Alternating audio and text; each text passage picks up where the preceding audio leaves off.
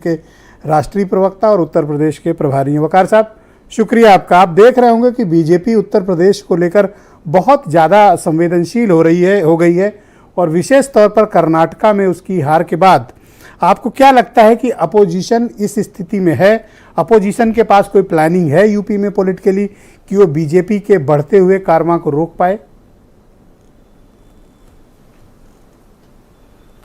Sir बहुत शुक्रिया आपका। देखिए, अपोजिशन के पास वही प्लानिंग होती है जो बीजेपी देती है। बीजेपी जो प्लानिंग करती है उसी को अपोजिशन पकड़ लेता है और कहता है इसी पे चुनाव लड़ेंगे। 2014 का जो मुद्दा था 15 लाख रुपए, 2 करोड़ नौकरी और 350 का सिलेंडर और 30 रुपए का पेट्रोल, ये आज भी उसी पे चुनाव लड़ रहे हैं। 14 भी हार गए, 19 भी हार गए। मसला यह है कि भारतीय जनता पार्टी एक मुद्दे पर चुनाव नहीं लड़ती है। भारतीय जनता पार्टी एक ब्रिलियंट पार्टी है। उससे लड़ने के लिए उससे ज्यादा ब्रिलियंट बनना पड़ेगा सर। बीजेपी को हराने के लिए बीजेपी से बेहतर प्लानिंग और सोचना पड़ेगा। अब मैं बता रहा हूं आपसे, 2024 के चुनाव के लिए बीजेपी के जो मुद्दे हैं वो है मंदिर, राम मंदिर का निर्माण, उसकी ओपनिंग, पूरे देश के लोगों को फ्री में दर्शन,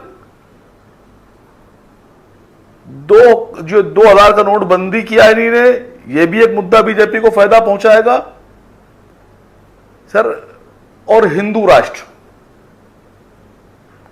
ये 3 मुद्दों पर बीजेपी चुनाव लड़ेगी। सर, ये आपको कैसे इतना पता रहता है कि ये इतनी बड़ी बड़ी पार्टियां हैं, इनको हवा नहीं लगती है? सुनिए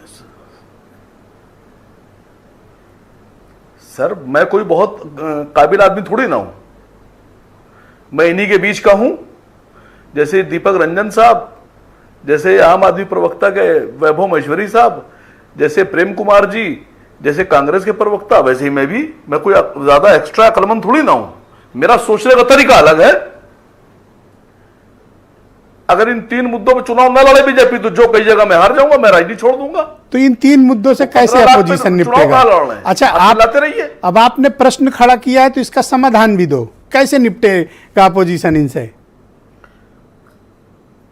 सर, फिर मैंने आपसे कह दिया, ये ब्रिलियंट लोग हैं, इनसे लड़ने के लिए, इनसे जीतने के लिए इनसे ज्यादा ब्रिलियंट बनना पड़ेगा। अभी वो आप कांग्रेस प्रवक्ता भाई, माफ कीजिएगा मैं कुछ कहने नहीं जा रहा था, अभी आप कृष्णकांत पांडे जी से पूछ रहे थे कैसे करिएगा, कैसे करिएगा? है, जब करेंगे तब देख लीजिएगा। कैसे करिएगा? नहीं, जब करेंगे तब देख लीजिएगा।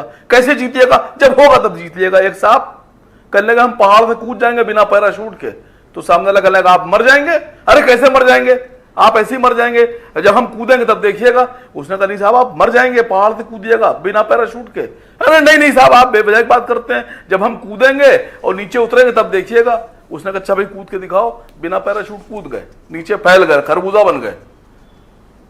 अब किससे पूछिएगा? अब तो मर गए ना। ये आप उनको कह रहे हैं जिन्होंने बीजेपी जैसी ताकतवर पार्टी को हिमाचल प्रदेश और कर्नाटक हरा दिया है, आप उसके बारे में ये टिप्पणी कर रहे हैं?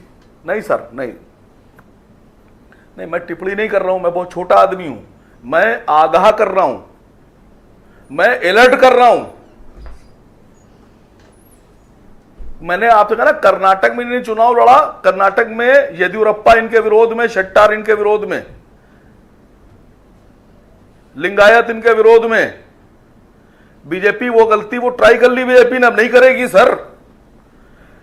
मैं फिर कह रहा हूं, मैं बहुत काबिल आदमी नहीं हूं, बस सोचता है। काम करो ना, आप पॉलिटिकल कंसल्टेंसी शुरू कर दो बजाय एमआईएम के। अब इन लोग को ज्ञान दो कि कैसे आलोक अवस्थी की पार्टी से निपटे। देखिए इतनी जानकारी के बाद कंसल्टेंसी बनती है। मैं पहला आदमी हूं देश का। सुनिए सर, मैं देश का पहला आदमी हूं जो ये कह रहा है कि जो 2000 की नोटबंदी की है ये बीजेपी ने जानबूझ के की है, इसका फायदा मिलेगा बीजेपी को। मैं इकलौता और पहला आदमी हूं देश का। अपोजिशन में कोई ये बात नहीं कह रहा है। मैं इसको साबित कर दूंगा सर कि मैं क्यों कह रहा हूं, वो आपको मानना पड़ेगा। अरे जबरदस्ती मनवा लोगे क्या? चाहे मुझे किसी मंच पे बुला लीजिए।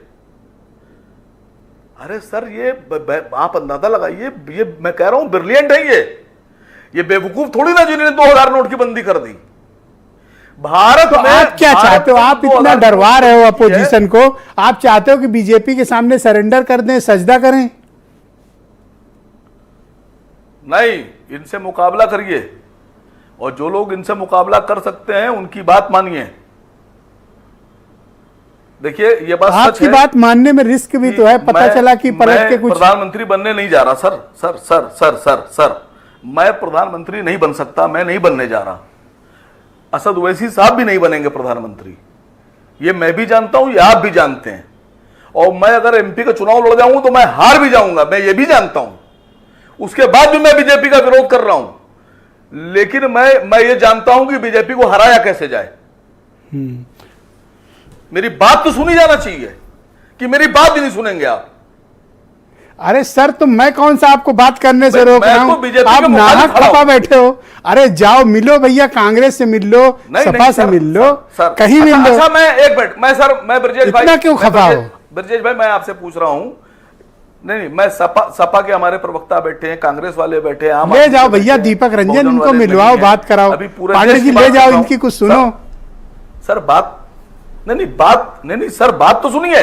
मैं आपसे कह रहा हूं कि राम मंदिर का इनॉग्रेशन हो गया, और उसके बाद में पूरे भारत में स्पेशल ट्रेनें और स्पेशल बसें चला दी कि राम मंदिर के, भगवान राम के जाके दर्शन करो।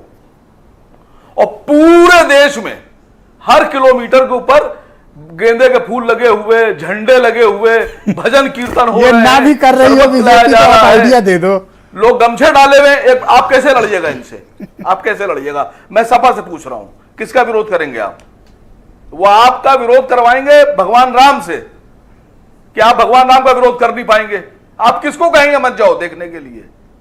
सर, मेरी बात की गहराई को समझिए। आप इनसे लड़ने के लिए तैयार होइए, अपने को तैयार कीजिए सब लोग। मैं तो पीछे चलने वाला आदमी हूं, मैं तो चल रहा हूं आपके साथ पीछे। नहीं, मैं आपकी भावुकता समझ सकता हूं और आपकी पीड़ा भी समझ सकता हूं। मैं अगर आपसे गारंटी से कह रहा हूं कि इनके प्लानिंग समझिए, तो मैं अपनी बात को प्रूव भी कर दूंगा।